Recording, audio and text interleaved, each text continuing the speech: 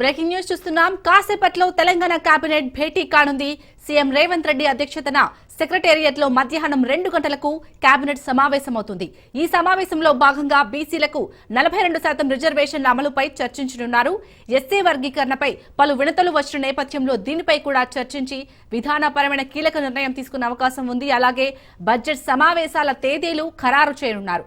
Future city, Yadagirigutta ఆలయ బోర్డుతో పాటు హెచ్ఎండిఏ కొత్త యాక్ట్, మైనింగ్ పాలసీపై మంత్రివర్గం చర్చించనుంది.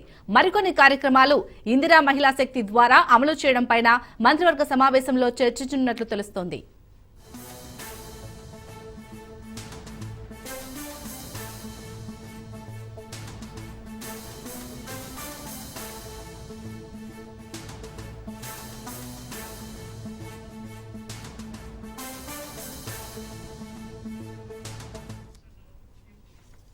కాసేపట్లో తెలంగాణ కేబినెట్ భేటీ కానుంది.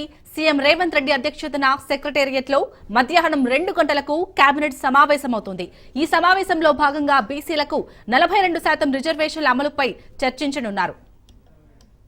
ఇక అలాగే ఎస్సీ వర్గీకరణపై పలు వినతులు వచ్చిన నేపథ్యంలో దీనిపై కూడా చర్చించి విధానపరమైన కీలక నిర్ణయం తీసుకునే అవకాశం ఉంది. అలాగే బడ్జెట్ సమావేశాల తేదీలు ఖరారు చేయనున్నారు. ఫ్యూచర్ సిటీ, యాదగిరిగుట్ట ఆలయ బోర్డుతో పాటు హెచ్ఎండిఏ కొత్త యాక్ట్, మైనింగ్ పాలసీపై మంత్రివర్గం చర్చించనుంది. మరికొన్ని కార్యక్రమాలు ఇందిరా మహిళా శక్తి ద్వారా అమలు చేయడం పైన మంత్రివర్గ సమావేశంలో చర్చించినట్లు తెలుస్తోంది.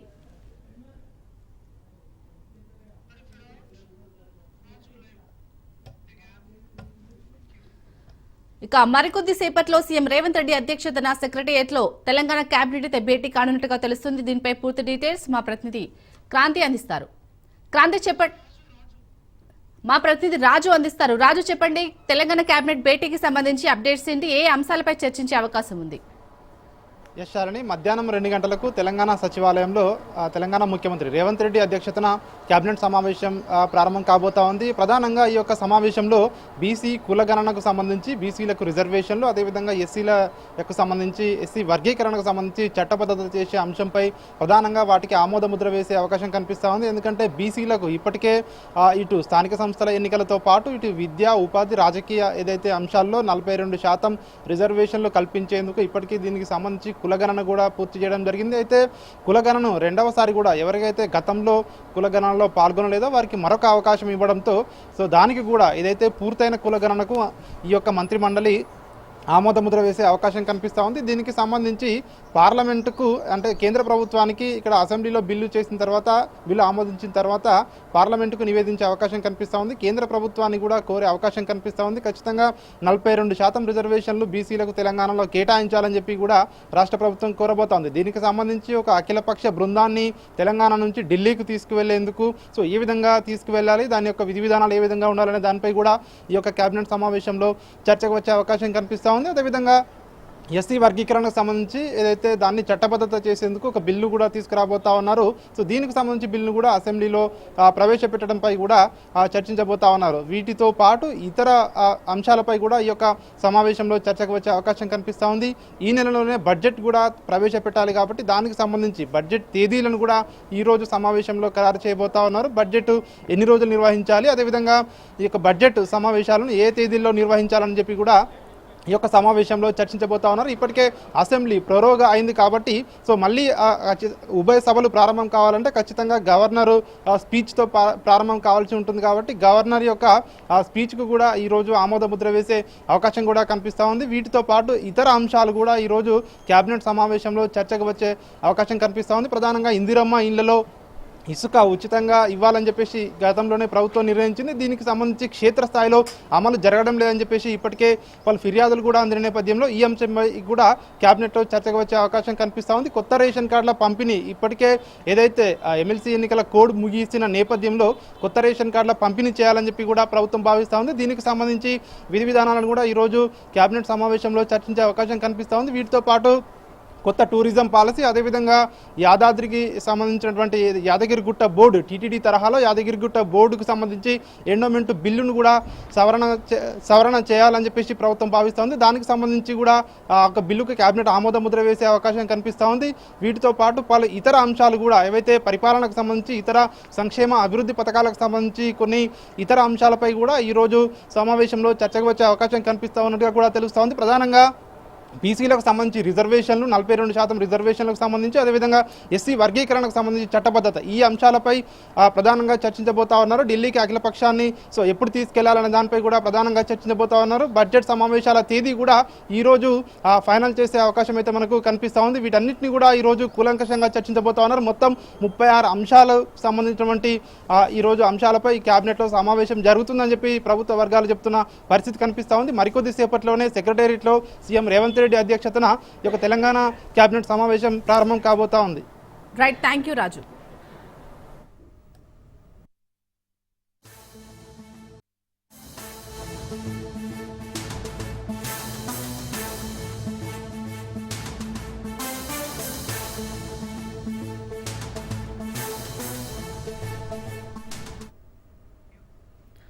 హైదరాబాద్ లో కాల్ సెంటర్ స్కామ్ వెలుగులోకి వచ్చింది. పేపాల్ వినియోగిస్తున్న కస్టమర్స్ డేటాను చోరీ చేసి స్కామ్ కి పాల్పడ్డారు. విదేశాల్లో ఉంటున్న కస్టమర్స్ ని టార్గెట్ గా చేసుకుని ఈ స్కామ్ కి తెగబడ్డారు. గుట్టు చప్పుడు కాకుండా కాల్ సెంటర్ నిర్వహిస్తున్నారనే సమాచారం తెలుసుకున్న Telangana cyber security bureau call centre పై రైడ్ చేసి 50 మందిని అరెస్ట్ చేసింది.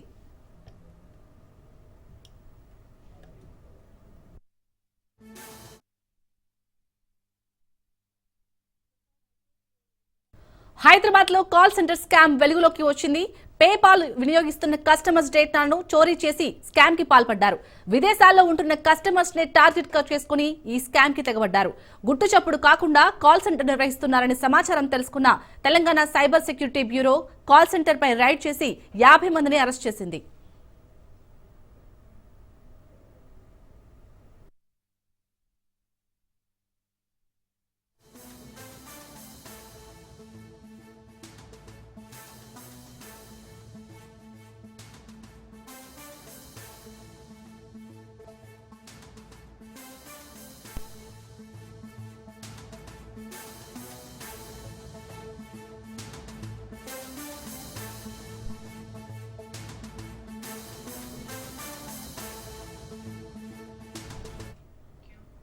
హైదరాబాద్ లో కాల్ సెంటర్ స్కామ్ వెలుగులోకి వచ్చింది. పేపాల్ వినియోగిస్తున్న కస్టమర్స్ డేటాను చోరీ చేసి స్కామ్ కి పాల్పడ్డారు. విదేశాల్లో ఉంటున్న కస్టమర్స్ నే టార్గెట్ గా చేసుకుని ఈ స్కామ్ కి తెగబడ్డారు. గుట్టు చప్పుడు కాకుండా కాల్ సెంటర్ నిర్వహిస్తున్నారనే సమాచారం తెలుసుకున్న Telangana cyber security bureau call centre పై రైడ్ చేసి 50 మందిని అరెస్ట్ చేసింది.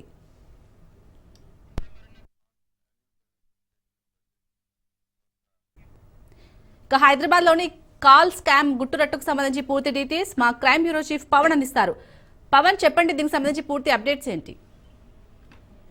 మొత్తానికి చూస్తే ఈ కేసుకు సంబంధించి పోలీసులు చాలా లోతుగా దర్యాప్తు చేస్తున్నారు. హైదరాబాద్ లో ఒక కాల్ సెంటర్ సంబంధించిన స్కామ్ కూడా పోలీసులకు ఇన్ఫర్మేషన్ రావడంతో పోలీసులు కూడా రైడ్స్ నిర్వహించి 50 మందిని కూడా అదుపులోకి తీసుకున్నారు. ముఖ్యంగా చూస్తే విదేశాల్లో ఉంటున్న కస్టమర్లను కూడా టార్గెట్ చేసి వారి బ్యాంక్ అకౌంట్స్ కావచ్చు, వారికి సంబంధించిన వివరాలన్నీ కూడా అవి అంతా కూడా వాటికి సంబంధించి కూడా తీసుకుంటారు. తీసుకున్న తర్వాత వారికి ఈమెయిల్స్ పంపిస్తారు.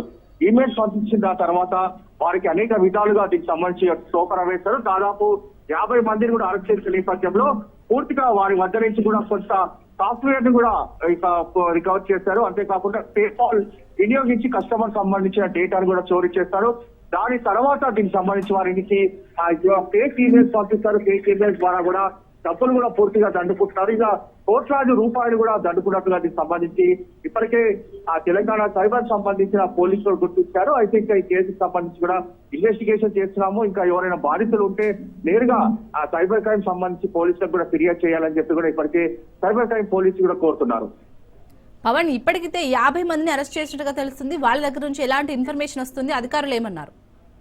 అయితే వీళ్ళంతా కూడా వీరికి సౌత్ సంబంధించి కూడా వీరందరూ కూడా అక్కడి నుంచి ఇక్కడికి రప్పించారు. మాదాపూర్ లో ఒక గుట్టు చప్పుడు కాకుండా ఒక అపార్ట్మెంట్ లో కూడా ఈ యొక్క సాఫ్ట్వేర్ సంబంధించి ఆ కంపెనీ కూడా ఏర్పాటు చేశారు. కాల్ సెంటర్ అని చెప్పి ఒక పేరు పెట్టి అందులో పూర్తిగా వారికి ట్రైనింగ్ కూడా ఇచ్చారు. ట్రైనింగ్ ఇచ్చిన దాని తర్వాతనే ఈ యొక్క మోసాలకు కూడా చర్యలేసినట్టుగా తెలుస్తుంది. అయితే ముఖ్యంగా బ్యాంకు సంబంధించిన డిటైల్స్ ద్వారానే వీరంతా కూడా చోరీకి పాల్పడినట్టుగా దీనికి సంబంధించి పోలీసులు గుర్తించారు. ఆ ఆధారంగా 50 మందిని కూడా ఇప్పటికే దీనికి సంబంధించి విచారిస్తున్నారు.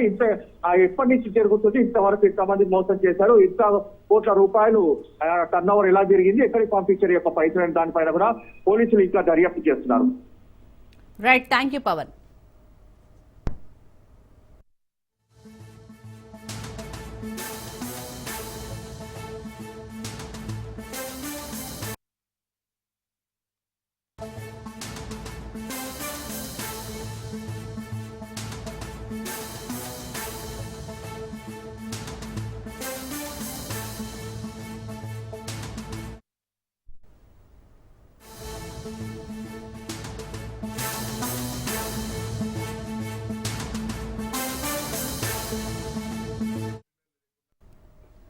మంత్రి పొన్నం ప్రభాకర్ కీలక వ్యాఖ్యలు చేశారు.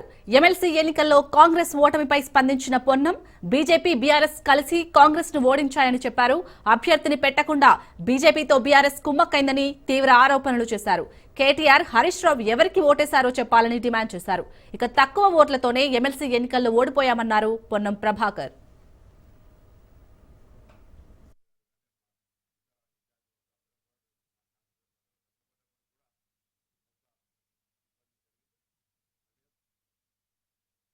తన రాజకీయ బలాన్ని చూపెట్టుకుంటే మాట్లాడే అర్హత ఉంటుంది. మీరు పోటీలో లేకుండా మీరు ఇలా రాజకీయ మాటలు మాట్లాడితే మీరు ప్రసన్న గారి సపోర్ట్ చేసిరని మీరు బయట చర్చ జరుగుతుంది. మీరు మాట్లాడుతున్నట్టు ఓడిపోయినట్టే కదా. అందుకే టీఆర్ఎస్ పార్టీ బీజేపీ కలిసి అటు ఇండిపెండెంట్ రూపంలో కావచ్చు, అటు బీజేపీ క్యాండిడేట్ రూపంలో కావచ్చు కాంగ్రెస్కు వ్యతిరేకంగా పనిచేసినారు. కొంత మా క్షేత్రస్థాయిలో ఇంకా కొంత శ్రమపడాల్సినటువంటి బాధ్యత ఉండే. నేను కానీ, మా జిల్లా సహచార మంత్రి గారు కానీ, మా ఇతర ఇన్ఛార్జ్ మంత్రులు అందరం కూడా, మేము మా శాసనసభ్యులు అందరం కష్టపడ్డప్పటికి కూడా కొంత ఇబ్బంది జరిగింది. అదేం ఇబ్బంది లేదు. మళ్ళీ ఇంతకంటే రెట్టింపు విజయాన్ని సాధించుకునేటువంటి దిశలో మా ప్రయత్నం.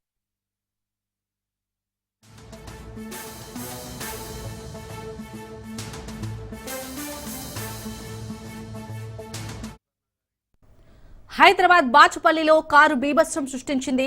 ఫుట్పాత్ పై ఉన్న దుకాణాలపైకి దూసుకెళ్లింది కారు. అదృష్టవశాత్తు దుకాణాల వద్ద ఎవరూ లేకపోవడంతో పెను ప్రమాదం తప్పింది. విఎన్ఆర్ కాలేజీ రోడ్డులో ఈ ఘటన జరిగింది.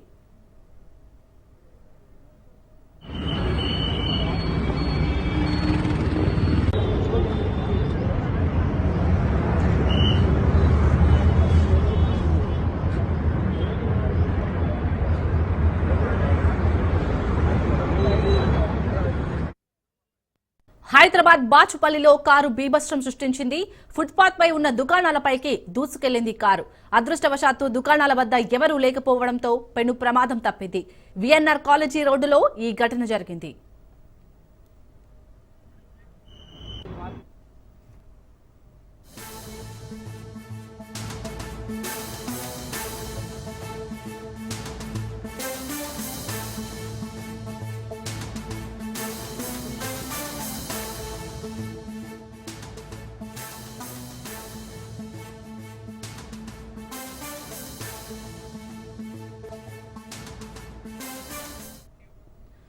బులెటిన్లో బిగ్ బ్రేకింగ్ న్యూస్ చూస్తున్నాం. తెలంగాణ హైకోర్టు సంచలన తీర్పు వెలువరించింది. భూసేకరణపై స్టే ఇచ్చింది తెలంగాణ హైకోర్టు. అయితే లగచర్ల హకీంపేటలో భూసేకరణ నోటిఫికేషన్ ను రద్దు చేసింది తెలంగాణ హైకోర్టు. మనం బ్రేకింగ్ న్యూస్ చూస్తున్నాం.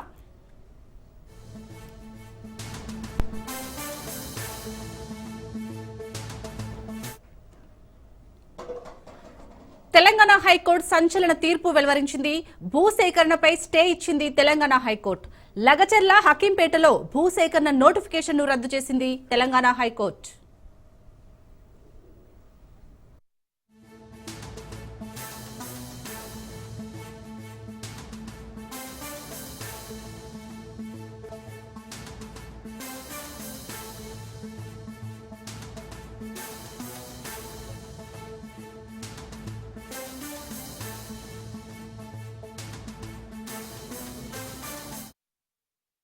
తెలంగాణ హైకోర్టు సంచలన తీర్పు వెలువరించింది. భూసేకరణపై స్టే ఇచ్చింది తెలంగాణ హైకోర్టు. లగచర్ల హకీంపేటలో భూసేకరణ నోటిఫికేషన్ ను రద్దు చేసింది.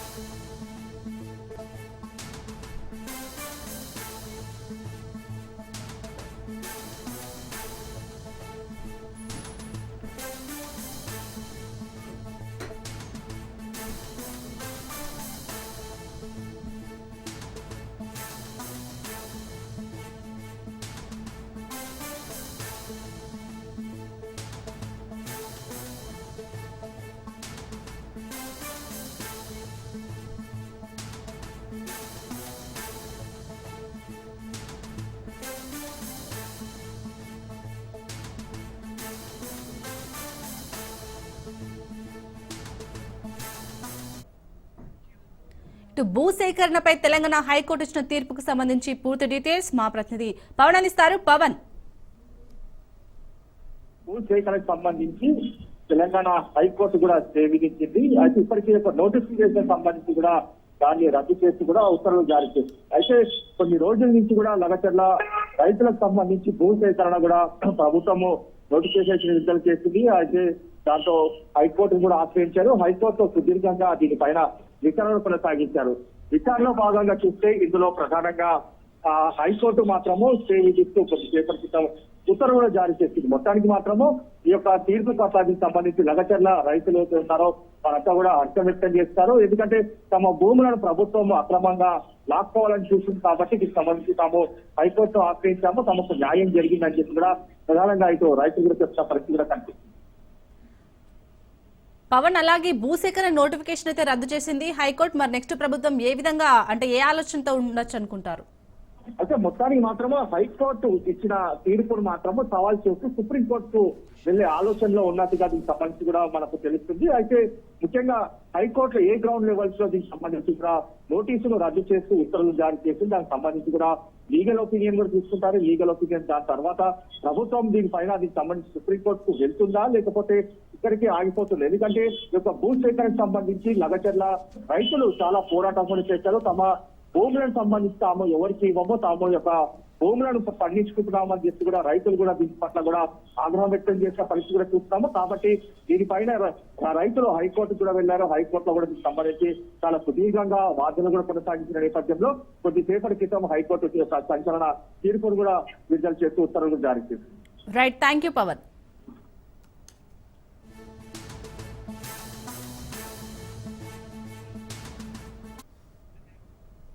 రాజకీయాల్లో ఎప్పుడు ఏం జరుగుతుందో ఊహించడం చాలా కష్టం.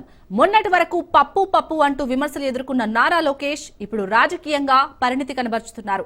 తండ్రిని తలదన్నేలా రాజకీయం చేసేందుకు నారా లోకేష్ మార్గం సుగమం చేసుకుంటున్నారు. ఒకప్పుడు నారా లోకేష్ ను విమర్శించడానికి ఎందరో నేతలు ప్రయత్నించేవారు. లోకేష్ ను తిట్టి హైలైట్ కావాలని కూడా కోరుకునేవారు. కానీ ఆయన అన్నింటికీ ఓర్పుతో సమాధానం చెప్పారు. రోజులు మారాయి, కాలం మారింది. నారా లోకేష్ ఇప్పుడు ఒక రాజకీయ పరిణితి కనబరుస్తున్నారు.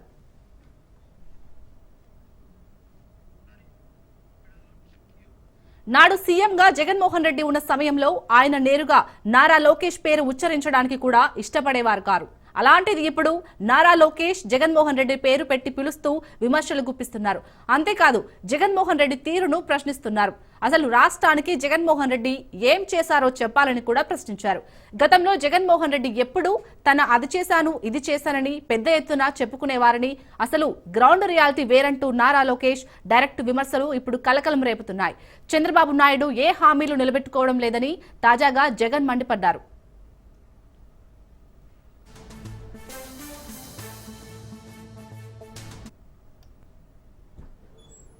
అహంకారానికి ప్యాంటు షర్ట్ వేస్తే అచ్చు జగన్మోహన్ రెడ్డి గారి లాగా ఉంటుంది. జగన్మోహన్ రెడ్డి గారు బాగా ఫ్రస్ట్రేషన్ లో ఉన్నారని నాకు అర్థమైంది.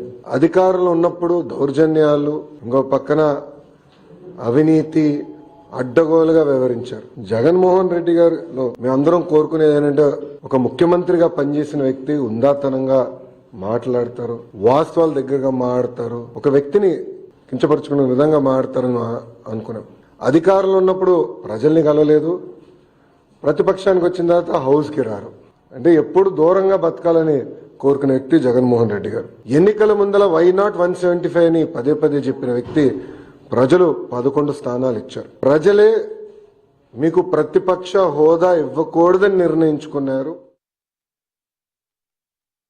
గతంలో టీడీపీ మేనిఫెస్టో వెబ్సైట్ల నుంచి తొలగించిందని ఇచ్చిన హామీలు అమలు చేయకపోవడమే కాక ప్రజలు హామీల గురించి మర్చిపోయేలా చేయాలన్న ఫీలింగ్ ఆ పార్టీకి ఉందన్న అభిప్రాయం ఉండేది. కానీ అది ఎల్లకాలం వర్కౌట్ కాదని చంద్రబాబు తనయుడు నారా లోకేష్ రుజువు చేస్తున్నారు.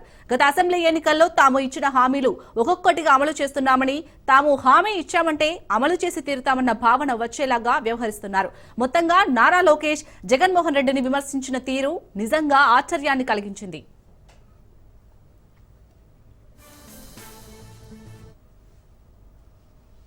సంపూర్ణ మద్యపాన నిషేధం చేస్తా అన్నారు.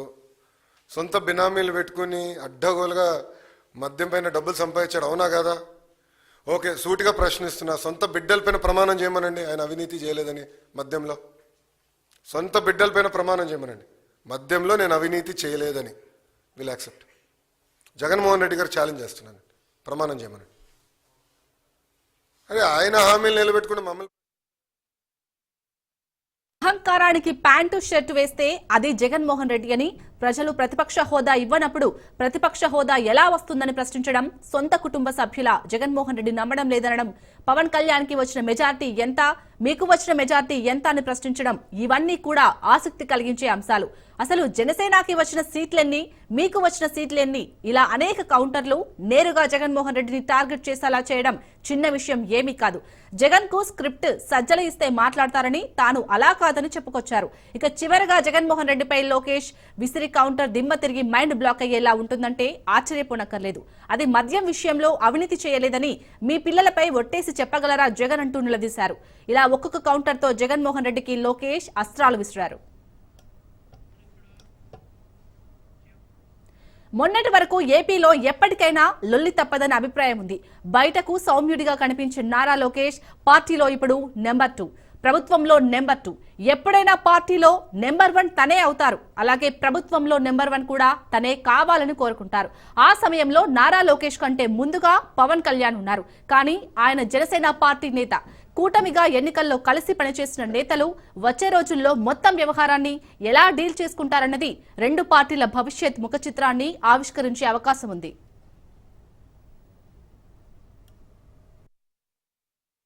రూల్ బుక్ ఏమంటుందండి? ఇప్పుడు ఇదే అంటే జగన్మోహన్ రెడ్డి గారు ఛాన్స్ ఇస్తే prevention of money laundering act తీసేస్తాడు. ఇదే ఛాన్స్ కానీ జగన్మోహన్ రెడ్డి గారికి ఇస్తే సిబిఐని రద్దు చేస్తాడు, సిఐడిని మూసేస్తాడు ఆయన. ఎందుకంటే ఆయన దందాకి అడ్డొస్తున్నారు కదా వీళ్ళు. రూల్ బుక్ ఏం చెప్తుంది? 10% ఉండాలి. రాష్ట్రం వాళ్ళు చేసిన విధ్వంసం వల్ల ఆదాయం పడిపోయింది. దారి తప్పిన రాష్ట్రాన్ని సరైన దారిలో మేము పెట్టాం. పోలవరం ప్రాజెక్టుకి నిధులు ఈరోజు మంజూరైనవి. అంతెందుకండి, ఎన్నికల ముందల విశాఖ స్టీల్ ప్లాంట్ ప్రైవేటీకరణ అవుతుందని చెప్పిన వాళ్ళు వైకాపా నాయకులు. ఈరోజు కూటమి ప్రభుత్వం కలిసికట్టుగా పోరాడి విశాఖ స్టీల్ ప్లాంట్ని ప్రైవేటీకరణ జరగకుండా చేసుకున్నాం. అది మాకున్న చిత్తశుద్ధి. అంటే ముందల జగన్మోహన్ రెడ్డి గారికి సబ్జెక్ట్ మీద క్లారిటీ ఉంటే బాగుంటుంది కదా. మీడియా మిత్రులు వెళ్ళినప్పుడు అడగాల్సింది ఆయన స్టాండ్ ఏంటో అమరావతి పైన. అంటే ఒక రాజధాని కట్టుబడి ఉన్నాడా, లేదంటే 3 ముక్కలు ఆటలాడుతున్నారా అనేది ఆయన సూటిగా ప్రశ్నించాడు. పాపం ఆయన చేతుల్లో ఏముందబ్బా, ఆయన చేతుల్లో ఏముందా? అక్కడ సజ్జల స్క్రిప్ట్ పంపిస్తే ఈయన చదువుతాడు కౌన్సిల్లో కూర్చుని. అంతే కదా జరిగేది. సరే ఒక మాట అడుగుతున్నా, సిపిఎస్ ఆయన ఎందుకు రద్దు చేయలేదండి? సంపూర్ణ మద్యపాన నిషేధం చేస్తా అన్నారు. సొంత బినామీలు పెట్టుకుని అడ్డగోలుగా మద్యం పైన డబ్బులు సంపాదించాడు, అవునా కదా? ఓకే, సూటిగా ప్రశ్నిస్తున్నా, సొంత బిడ్డలపైన ప్రమాణం చేయమనండి ఆయన అవినీతి చేయలేదని మద్యంలో. సొంత బిడ్డలపైన ప్రమాణం చేయమనండి, మద్యంలో నేను అవినీతి చేయలేదని. Will accept. జగన్మోహన్ రెడ్డి గారు ఛాలెంజ్ చేస్తున్నాను, ప్రమాణం చేయమనండి. అరే ఆయన హామీలు నిలబెట్టుకుని మమ్మల్ని ప్రశ్నిస్తాడు ఆయన.